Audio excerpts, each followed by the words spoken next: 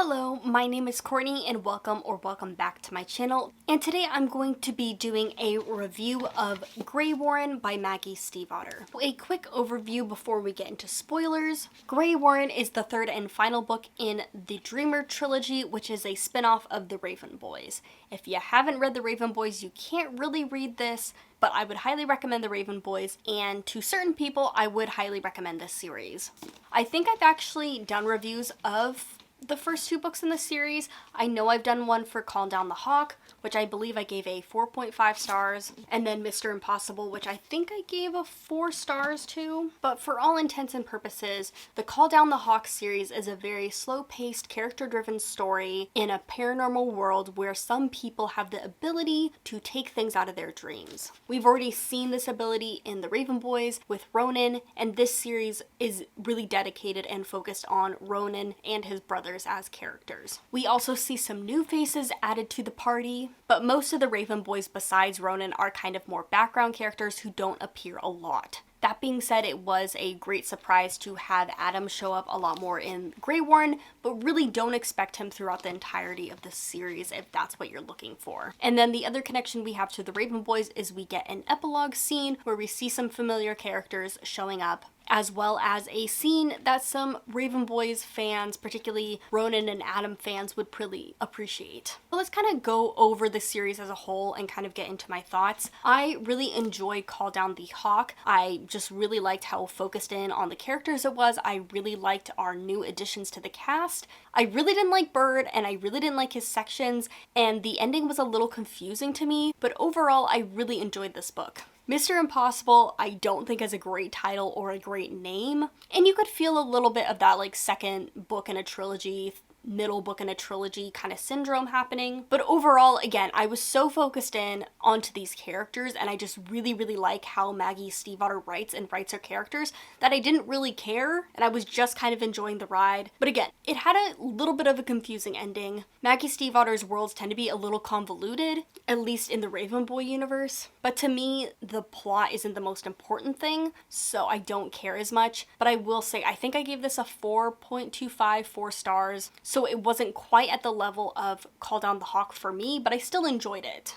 And now getting into Greywaren, this, I don't know if it was the time I was reading it, I don't know what, but this ended up being my favorite so far in the series. I gave it a full 5 stars. Again, I would have to reread the trilogy to decide which one was my favorite, but by my experience so far, I do believe this is my favorite. I just really enjoyed it. And it's such a great experience reading this over 3 days and physically reading it very slowly and carefully and just really enjoying it. I think like the Raven Boys, the Dreamers trilogy is a really interesting experience because they flow so well into each other. You really see the series as like the sum of its parts. Like when I think of the Raven Boys, when I read the Raven Boys, I read it back to back to back. Like it's just one amalgamation. And I would say that's a similar thing here. It's just kind of one amalgamation. And maybe even the best way to read it is to read it in that kind of experience where you're reading it back to back to back. I could see why people wouldn't like this series. I can see why fans of the Raven Boys might not even like this series. Again, it's really slow paced, it's really focused in on those characters, and a lot of times they don't make a lot of action, there isn't a lot of plot, and when it is, it's them making mistakes and doing the wrong thing. But I loved that. I loved seeing the characters hit their lowest lows, make their worst mistakes, and especially in this book, it was really amazing because they're already at their lowest point at the beginning of this book, and they somehow drop lower, and it felt very believable, and then seeing them finally succeed at the end, seeing them, reach the climax of their stories, of their emotional arcs, it felt really triumphant and really rewarding. But let's get into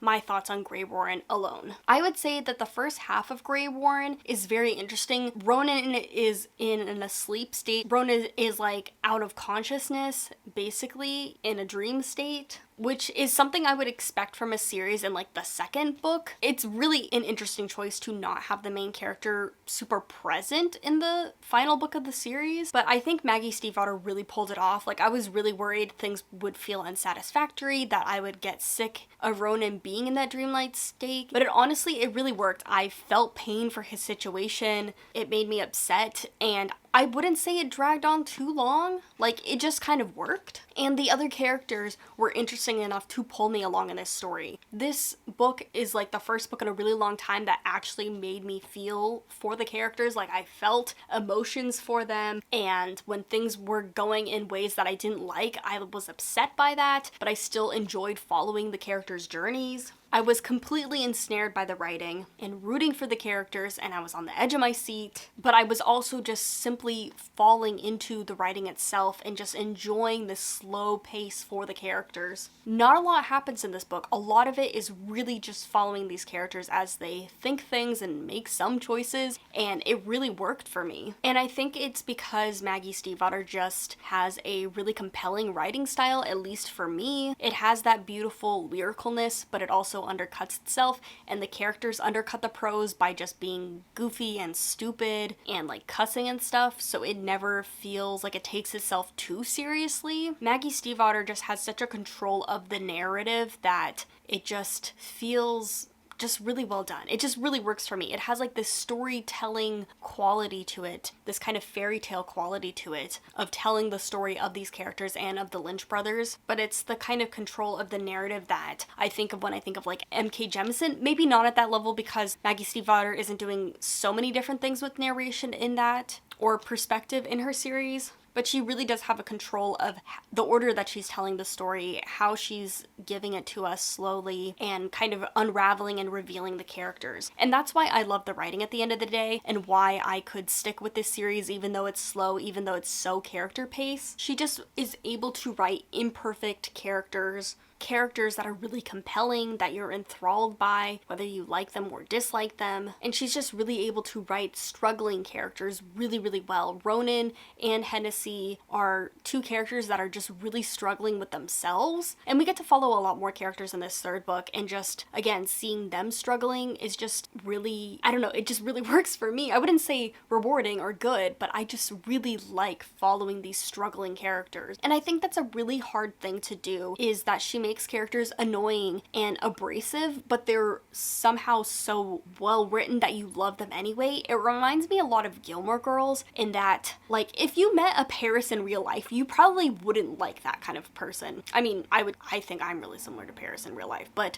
you know what I'm saying? Like, these kind of over-the-top, aggressive characters that are annoying and in your face. Like, you might not necessarily like them in real life, but in the story of Gilmore Girls, they're really endearing. And it's not just about characters being over the top, it's that sometimes I don't always like what Maggie Stiefvater chooses her characters to do, but I care so much about the characters and just seeing them interacting and hearing their inner thoughts that I don't necessarily always care that they make the wrong choice. And in here, because I love the ending so much and I like how everything ends and I was really satisfied, I'm not quite as mad at some of the choices throughout the entirety of the series that made me a little upset when I first read them. Like, it felt like it all came together in a satisfactory way. Maggie Stiefvater just also gets me to care about characters I wouldn't think I would care about. Like, you know, there's a 30-year-old businessy woman. She makes me care about her. There are characters that I wouldn't like in real life and would not get along with in real life, but again, I care about them and I like reading from their perspectives. And she also takes characters like Declan, who you probably didn't even like in the Raven Boys, and somehow makes him really relatable and really likable and just a joy to read from, and that you care what happens to him. And then characters that you felt like were simple or that you knew from the Raven Boys, like Matthew, are slowly unraveled and made complicated and complex. One of the things that I really loved about this third and final book was that Matthew was paired with Bird, who, again, I did not enjoy Bird. I still don't know if I really like him as a character, but pairing Bird with Matthew was such a great idea because Matthew really like digs into Bird and just, it takes his like seriousness and really contradicts it or kind of plays with it. I don't know, it just really works seeing those two characters paired together, because over here Bird is having like this melancholy philosophical discussion with himself and Matthew's just like, cool bro, why don't we get some chili fries or something? Not that he would say that, but just like, I don't know, it just really works. And Matthew is a character too, just throughout this entire series, seeing him grow is just so cool. I never would have expected that. And what's interesting is that so many of these characters are so guarded. They're characters that we see struggle, but but we know are not characters to tell the truth. But because this story unravels them so fully that when they give us the truth, it feels genuine and it feels real and raw. Seeing Ronan admit stuff is just, it's hard to make a character like that fully be truthful on the page, and to get it and for it to be successful, it just feels so good and satisfactory. I was just so happy being in these different characters' psyches and just being along for the ride. I just really enjoyed that, which made this book really worth it, because plot does happen in this book. It's not like there isn't plot, but it's mostly just the characters intersecting each other and meeting each other and confronting each other. And it's like, even though there's the apocalypse happening, it's not really the most important thing in the story. And again, that just kind of works, and I love it. I love that this like giant awful apocalypse is happening, but like really it's like the back burner of the problems. But also that when the conflict is like resolved, it does feel satisfactory. It does feel like the characters aren't too overpowered. It feels like they actually succeeded because they succeeded in their internal journeys. One thing that's really interesting about Maggie Stiefvater is the way that she writes villains. Again, she gives them a lot of care and sympathy, the kind of care and sympathy that you would expect from just regular main characters. You see this in the Raven Boys. She also picks really interesting and sometimes random people for her villains, which I kind of love all the villains in the Raven Boys. I find them really compelling, honestly. I don't know if she necessarily put them in the right order of the story, because some of them seem a lot more potentially dangerous than other ones. But again, I really like watching them and I really like their narrations. Who ends up being like the final antagonist for this series is really interesting, because it's somebody that you should have expected the entire time, because he's so present in the prose and present in the story. But like, it was just it felt really random. Like, he shows up out of nowhere. We haven't seen him in narration the entire time, really. And yet it feels like it should have been expected. Like, maybe he should have been revealed earlier. Maybe he should have been more involved with the plot, and maybe we should have gotten more like narrative focus from him. But again, it's like when he was introduced as like the big bad, like, I don't know, halfway through this final book, it didn't really matter to me, because again, I was just so enthralled by the characters. I was like, yeah, sure, whatever. I guess we're going that way. It works. But I'm also kind of glad that that character wasn't given a lot of screen time necessarily, or like narrative space, because I didn't really need to sympathize with him, because basically he is a domestic terrorist kind of person.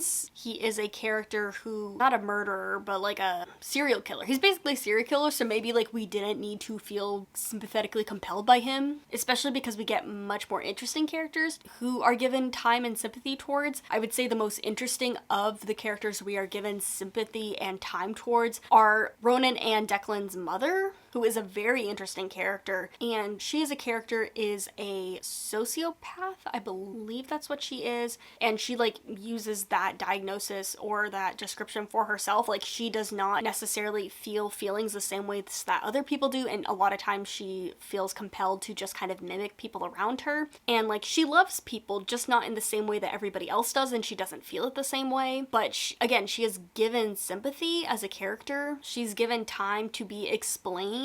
And I think this is the first time I've ever seen a sociopath in a narrative that is just a regular human being that isn't kind of villainized in any way. Obviously, she's made a lot of bad choices or selfish choices throughout her life, and she doesn't like Ronan at all. Like, she very much would like him to not be around, because she thinks he was a mistake as a person because of how potentially dangerous he is. But even with that, like, we are never made to like hate her, and her like mental illness is never villainized in any way. It's simply a part of who she is that makes her who she is and really forms her decisions on things, which I just thought was so interesting, because again, I don't think I've ever seen that in any book, and maybe it exists, but a lot of times people with these kind of diagnoses become the villains of the story. So it was just so interesting to see her as a character in this story that is just a person just kind of existing. And I honestly, not just for her, but for all of this, I kind of want to go back to the beginning and reread stuff, because, you know, it's been a year between the last book, it's been 2 years between the first book. I could use with some refreshing for this story. And I think that's another thing that's really compelling to me as a reader thinking about this story, is that I do do want to go back and reread them, just like I reread the Raven Boys. I don't know if Greywaren or the Dreamers Trilogy can ever quite compete with the Raven Boys because the Raven Boys is just so magical and special. I think Maggie Stiefvater realized how special the Raven Boys is, and she's not trying to recapture lightning in a bottle. She's trying to write a different story, a new story, and you just can tell how much she cares about Ronan and all her characters, and she cares about this story, and she's not trying to mimic the Raven Boys. Like, it feels different. It feels like its own separate thing. It's its own story that she obviously wanted to tell, and I can see myself rereading this story now, because in the end I really do like the way it goes, and I really like how she writes these characters, and I really just could read in this style with these characters forever. Like, I just really love it. So maybe it's not quite as like magical and as fun as the Raven Boys. It's definitely a lot more grim than the Raven Boys. There's definitely like a lot less lighthearted scenes. I don't even know if there's any lighthearted scenes. This series is a lot more pain, I would say.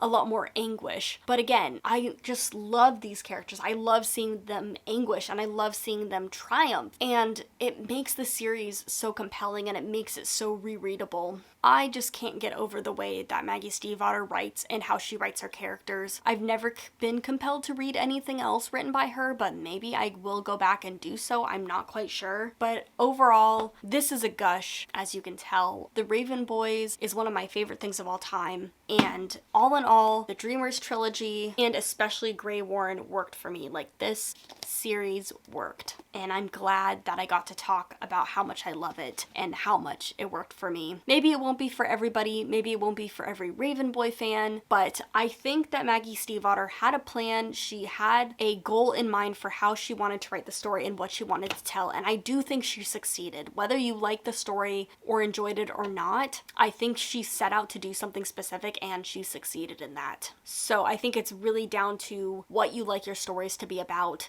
whether you like it to be character driven or if you like a lot of plot. I think that's going to determine if you like this series. But overall, this series is a must read for me. I would highly recommend it to people who like slow character-based stories, who really like Ronan, who really like the Raven Boys, but want something a little bit darker, who want something even slower. But yes, I would recommend it, and I really enjoyed reading it, and I'm glad I finished the trilogy. But yes, I think I'm done gushing for now. Those are all my thoughts on the final book in the Dreamer Trilogy, but thank you so much for watching. I'll see you guys later, and happy reading.